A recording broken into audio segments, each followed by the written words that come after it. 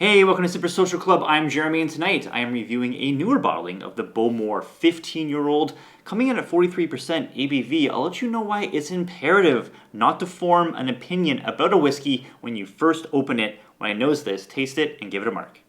Alright, Bowmore 15, matured in ex-bourbon barrels and then finished in Oloroso sherry casks. Let's see how it is on the nose. So first thing you get right off the bat is this like barbecue kind of char aspect to it. There's some fruity notes in behind there, like some blackberries. And then kind of this like kind of mineral, kind of like dirty peat aspect to it. Not too much really going on with the nose. Very basic, I would say. And this like sour kind of oak note that isn't that pleasant, but not getting too impactful of a nose. It's very kind of like basic peat profile, I would say. And that sour oak, not the greatest. Let's try palate.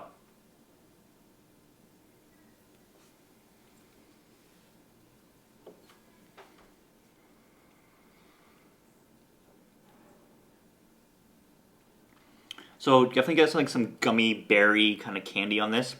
Pretty nice, pretty decent sweetness. That's combined with like this like kind of like dankness, like dirty peat, tar note. There's some like tannin aspect to this as well. And again, that kind of like drying, sour kind of oak note on this. Viscosity, pretty low, pretty thin and short on the finish, I would say. Bowmore don't disclose chill filtration and added coloring, but judging by the way this looks, it looks like it could be added color. And at 43%, the way the viscosity is on this, I would say it is probably chill filtered. There's really like no way of like knowing for sure. I don't know if that information is disclosed publicly or not. If it's not chill filtered, I would say that this is very heavily filtered, because you don't get a lot of those like nice oils that give you that viscosity. It's really quite thin on the palate and on the finish for sure. But the oak and the wood notes in here, very, very off-putting. That would leave me to believe that the casks they are using to mature this aren't the greatest. Something with this age on it, you're expecting, you know, something a little bit different than what you're getting with this. It doesn't drink 15 years to me. It drinks under its age. Like I said, I think it's a newer bottling because it was recently purchased at the LCBO and they overturned inventory quite quickly. Here's the bottling code. It doesn't really like easily decipher it, but I do know that this is probably a 2022 bottling for sure. But like, what has happened to Bowmore? I mean, I haven't drank Bowmore in quite a while. Their core range isn't something I normally reach for. I remember their older 18-year-old was pretty solid. I remember buying a couple bottles of it way back in the day because it actually was well priced here in Ontario, which is a rare thing. But I think the 18 I was paying around 120 Canadian dollars. Like, mind you, that was around 5-6 years ago. But at the time, it was a decent purchase at the LCBO. But the Bowmore 12, never really liked it. Some of the special edition Bowmores, the Vault series, the first edition Vault series was really nice. This one, such a huge disappointment. And when I first opened this on first crack, I hated it. I remember texting people and being like, this is the worst whiskey I have tried in probably 4 to 5 years. The oak note was just disgusting. It was honestly undrinkable. And I think that goes to the point, you know, the title of the video, you can see the thumbnail. Never review or get your opinion on a whiskey when you first open it.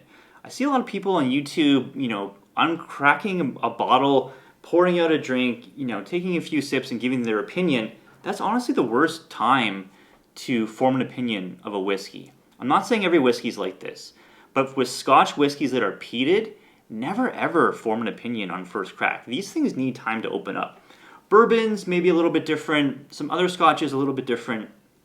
But this one, I tell you, when this thing first opened up, it was maybe going to score for me in the 50s. That's how awful this was. And I was just completely taken back of how disgusting this whiskey was. It has since opened up and gotten much, much better.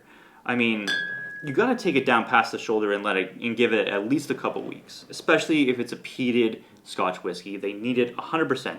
Never, ever, ever take someone's opinion on a peated Scotch when they first open it. I'm not saying it's every single whiskey, but there's so many that need time. This one 100% did. It's still not good. It's still a huge disappointment.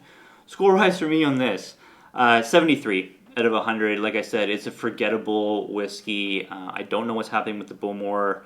It's just, I'm not going to venture out and even try the new 18. I have no interest in it. Still got a bottle of the old one tucked away somewhere. But talk about like a basic, no complexity, no viscosity, nothing interesting going on with this. Sour oak notes. What are they doing with the casks? I mean, geez. Let me know in the comments down below. Do you have experience with the newer releases of the Bowmore core range, the 12, the 15, the 18? You know, the last Bowmore that I had that I think I probably liked was the Aston Martin edition. There was a 21-year-old Rob Whiskey and Six reviewed it. He loved it, named it his Whiskey of the Year. It was fantastic. But this stuff, I mean, they must be saving their good casks for these special releases. The Vault Edition, another good one like I mentioned before. Prices on this, I think here in Ontario, this goes for around 120 Canadian dollars. I didn't purchase this. This was a gift from Megan. Megan, thank you so much for supplying this one. But my goodness, what a disappointment from Bowmore. Leave me a comment down below. What's your experience with some newer bottlings of this core range? Do you feel the same way I do? Do you like it? Do you not? Let me know. Comments down below. Thanks so much for watching. I really much appreciate it. Have a good one.